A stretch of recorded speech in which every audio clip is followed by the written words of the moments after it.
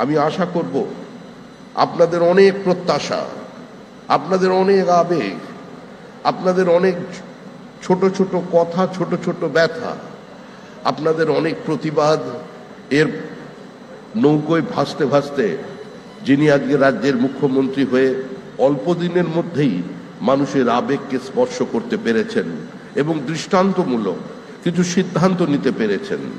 পশ্চিমবঙ্গের জনহিতকর প্রকল্পগুলোকে কেন্দ্রের জনহিতকর প্রকল্পগুলোর সঙ্গে যুক্ত করেছেন। আপনাদের না পাওয়ার ব্যথা,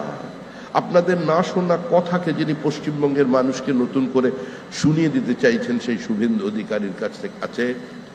আজকের এই দিনে, যখন আজকের দিনটাই সচেতনতার দিন, আমি আবেদন করব তার কাছে যে মুখ্যমন্ত্রী হিসেবে তিনি এই জনসংখ্যা নিয়ন্ত্রণের ক্ষেত্রেও তিনি একটি গুরুদায়িত্ব পালন করবেন এবং তার দিকে মানুষ তাকিয়ে আছে, গোটা পশ্চিমবঙ্গবাসী তাকিয়ে আছে, বৃহত্তর জনসমাজ তাকিয়ে আছে যে এই মুহূর্তে এই রাজ্যে এটার প্রয়োজন আছে।